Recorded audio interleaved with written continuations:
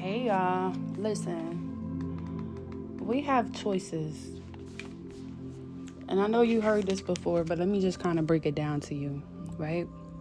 Whenever God is about to bring in a really big opportunity, something that He wants for you, the enemy will always bring in something else that you may not actually want. Bringing in something that may look like it's the same thing to try to trick you so that you don't know exactly what to pick, which route to take, which route to go in, which choice to make. So if you're applying for a job, you're going to get many jobs and interviews. And one of them is going to be the God-given gift, and others is probably going to be distractions, things that the enemy sent in that you may not actually thrive in.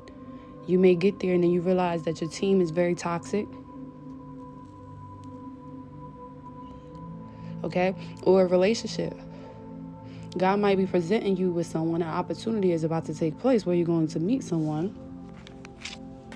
But then the devil want to send in some of his minions so that you don't really see the opportunity that God has for you. Think about the choices that you made and how you chose something. Think about how pressured or fast-paced it was. A lot of times it's with relationships. When it's something that the enemy is throwing at you, it kind of moves fast. You know, it gives you pressure. Someone is kind of rushing to get to know you, but sexually, get to know your body. Someone is rushing to get your money, right? Leech behavior, or they need help with something. Instead of actually connecting and getting to know you. You know, it might be someone they need to come in and move into your spot right away. Or y'all need to hurry up and get married for a reason, you know? Or they need money for something really quick. Or they want to have sex immediately. Because as soon as you connect, that's creating the true soul tie. And the enemy knows that as long as you entertain the option that they sent in for you, for a certain amount of time, a period of time, you will be wrapped in it or you'll be stuck in it. Not everyone is able to get out of a situation when they realize that they made the wrong choice. Not everyone is even able to identify when they made the wrong choice. Not everybody is real with themselves and able to really self-examine and say, okay, I went into this marriage or this relationship when I probably should have chose a different one. Or I probably should have just chose myself. You get what I'm saying here? But we're always being shown choices. We have a choice. We always have a better choice for us, and then it might not be a so good choice. And we have to sharpen up our discernment so that we can discern properly, because we may not have that long to really examine the situation. You might not have years to examine if you really want to work at this company, work at this job. You may not have years to examine if you want to really be with this partner and invest in this friendship, invest in this business. You need a sharp discernment so that you can really notice these things as soon as they're being presented to you. Or fast enough so that you're not years down the line in something, you're like, this was the worst marriage, or I should have never really been with this person, or I should have never been at this company. You're unhappy here. Basically, God just wants us to sharpen our discernment so that we don't be stuck or we don't go for things because we not sharp in discernment, because we can't see properly. We too mesmerized with the outside and not really looking for their fruits, their actions. We're too busy listening. We're too busy listening to what the person is saying, but we're not actually paying attention to the actions. And because it is, we keep going through these cycles where you might have to make the same choice over and over in different years.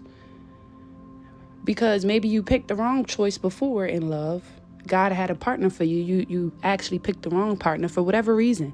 Maybe the enemy already got you wrapped up in something else, and you were so sexually attracted to this something else. So you kind of just kicked what God brought into the curb. Maybe they wasn't your usual type because you actually never had nobody like them. So of course that ain't your type. You know, a lot of times what God brings in, it might not be something that you're used to. It might be something different. So it ain't your type because you never had that type. You never had God's type before. You used to the devil's type. So now something else coming in, and this is Unfamiliar to you, yeah, because it's different. It's a different spirit, baby.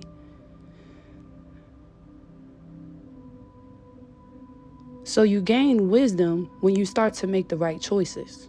Not because you have choices being presented to you. Some of you think that you're smart just because you don't have many choices presented to you. You don't have many experiences. That don't mean that you actually chose the right time.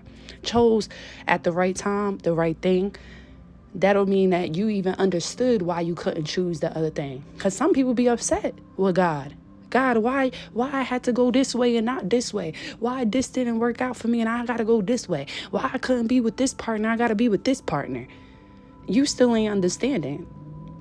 Your understanding is still messed up. This is why you're not gaining the wisdom. You haven't actually gained the wisdom on this situation. And more than likely, people like that, they end up choosing wrong or doing something else wrong because they haven't actually understood. They don't really understand why God did something, because you're not really sitting with yourself trying to understand why that's not good for your soul, why that's not good for your spirit. Some of you are so toxic, you think that it is good for your soul, and you get upset when God doesn't want it for you. You get upset when things are not working for you. Maybe that job is just way too comfortable. You're too settled there. And you're upset because something keeps happening at the job. Well, that's God trying to tell you, I don't want you there. I never wanted you there. Or I didn't really want you to pick this choice. You picked the wrong choice. I had another job over here for you. Or I had another idea for you. I wanted you to start this business that I've been telling you about. But you keep going to these jobs and jobs and jobs. And now instead of you asking God, what is this trying to teach me? What do you want me to do? You're over here cursing God because you couldn't get what you wanted. Or what you wanted didn't work out in the way that you wanted it to work out, but it was never planned to work out. It was just an illusion sent in by the enemy. So you're upset that a relationship didn't work out or a marriage didn't work out. The whole time it was never supposed to work out because it was sent in by the enemy. And now if you don't understand why it didn't work out, why your fruits and their fruits don't mix, you ain't that wise. If you don't understand why God moved you away from something, you're not that wise. You didn't gain no wisdom within that situation. If God is taking things away from you or doing things for you or doing things to you and you never really realize that this is God doing it, you never realize that God is doing it for a reason, you never understand the reason, get to the bottom of the reason, you will continue to keep going through these same situations over and over. Different people, but the same devil spirit. It's just always choices. We always have a choice. Go this way or go that way. Listen to what God wants us to do or don't listen. Some people, you don't even know how to listen to what God wants. Excuse me, y'all. You got to learn how God even communicates. Excuse me, y'all. Because some people go towards things thinking that God sent them there. And it's like, no, God never even wanted you to go there. You had it confused. And if we don't understand that God didn't want us there, we'll keep going to the places that God don't want us to be at.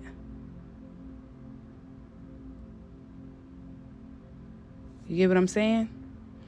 But stop getting mad or upset with God or the people that he's sending into your life to show you these mistakes that you keep making when it comes to making the right choice. And just start to sit down with yourself and realize, like, okay, what is it that I love or I'm attracted to with this choice that I keep making? Because it's something that I love or my spirit is attracted to, which is making me want to keep going over there. What does the devil have inside of me that he keeps using against me? What does the devil have dwelling in my spirit that he keeps using against me? What is the devil trying to do to me because of something that is in my spirit?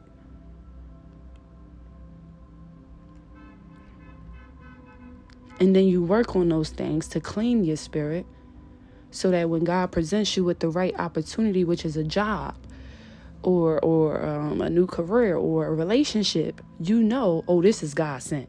Oh, this is from God. Oh, this is the opportunity that God wants me to do.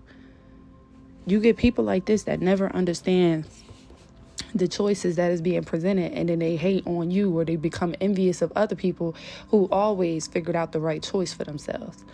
Don't be upset with somebody else because they're learning the right choices and they're going after the right choices for themselves. You can only be upset with yourself. Be upset with yourself because you're not actually sitting with yourself and having a conversation with you and God. You don't think that what you're doing is wrong, so you don't, you feel like, oh, I'm being compassionate. Oh, I'm helping. Oh, I'm doing this. God don't need you doing that. God needs you to make the right choices. God needs you to be sure when he's speaking to you. God needs you, when he tells you to move this way, you're not looking back. That's what God needs. God needs warriors that understand his voice and know how to move urgently when he's telling you to. Now I see why Noah and Moses and Joshua, these were set people, because some of you people to today, y'all don't know how to understand God. Y'all would have never marched around the wall of Jericho like Joshua. Y'all would have never went out and started to build the ark when it never rained on earth before. Y'all would have never listened to these things because you don't really have a true connection with the Spirit. So you don't know when the Spirit is telling you to do something. You don't know the right choice to make. But don't get upset with people who have built that relationship and they understand when God is telling them this is the move and this is not the move. Just try to be more like them. Just try to be more like these people that make the right choices, because we're all presented with a choice. When God is blessing you with your kingdom spouse, your husband, trust me, the devil going to send a couple clowns your way too, just so that he could trap your ass and you don't reach your real love. So you need to make sure that when these bachelors is being presented to you, you choose the one that God sent in for you. Even a job or opportunity, a move, a career change. Make sure that whichever move you choose is the one that God actually has set for you, for your life. Make sure it's the one that will work for your life. It will keep you in God. It won't take you away from God. It will keep you in God. You can thrive in God. You can thrive in being yourself. You don't have to be shy. You don't have to be small. You want to thrive in places where you're comfortable. You're not walking on eggshells. Don't pick the relationship that is hurtful to you. They're mean to you. They don't care about you. This ain't that. You don't choose the person that's mean to you. You don't choose the person that's mean to themselves and not helping to change their own life, and you coming in as Superman. No, only person that is Superman in anybody's life is God. So if anybody is looking at their man to be coming in to save the day, like literally, like save their whole day, because they ain't got no plans for their day. They can't do shit during the day. They need you to really come in and say, that's bad. Because you should be good, your partner good, and y'all come in and create a union, a beautiful union. But when it becomes someone else is more dependent and overly needy and possessive and controlling, that's not the right one that God has for you. God wants someone that is fair for you. God wants someone that is understanding. God wants someone that when you start to explain things that you like or you love, they're listening so that they could keep doing what you like and love. You got to pay attention to the qualities of these people that is being sent into your life. God is not sending in someone that's lustful and trying to put it down on you as soon as they see you. I don't care how much someone is attracted to you, because God's person will be attracted to you. Don't get it wrong. But they're going to respect your temple. So they're not going to rush up on you and have you feeling uncomfortable or doing things that you really is not comfortable doing. Someone that's sent by God, they really want to understand you. They don't want to upset you. So they're going to be trying their best to be cautious when it comes to you. Someone that doesn't care about your feelings and is talking and moving all types of ways, they don't even think about how this would affect you, is not sent in by God. Because when you come into a union with somebody, even if that person is not in your face, and this is how I'm ending this message, even if that person is even if that person is not right next to you, because you have come into a commitment, you need to still consider their feelings with whatever it is that you do. Will this affect my relationship? Will this affect my partner?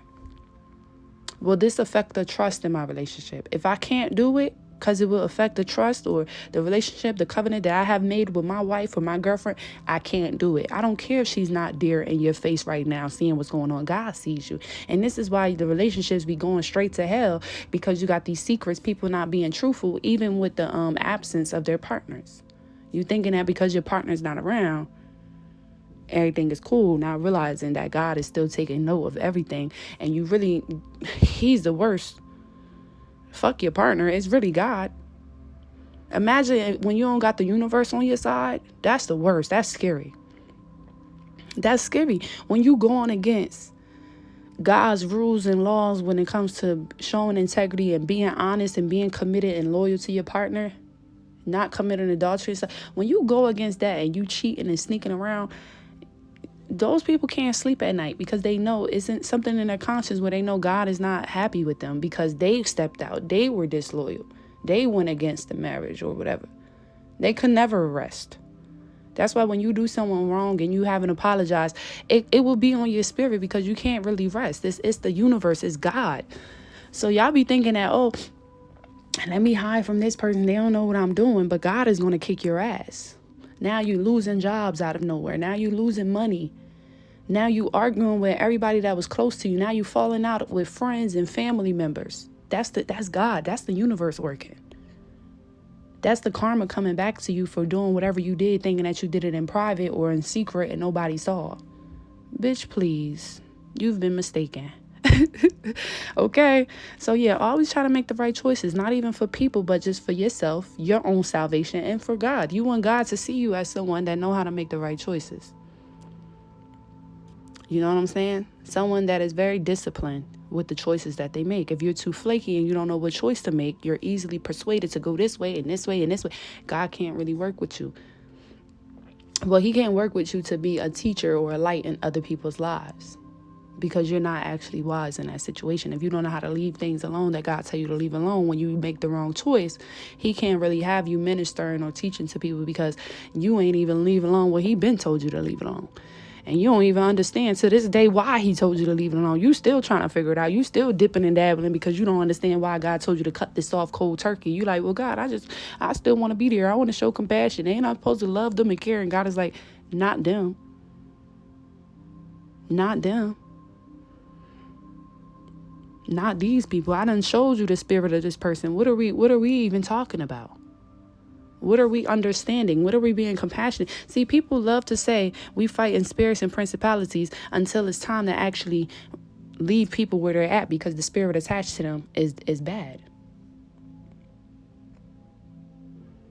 So if you know it's always a spiritual war, when God tells you to move away from someone, you're going to do it because you're going to know, oh, the enemy could be operating in this person to attack me, to delay me from my promise, to take me away from the good opportunity that God is bringing in.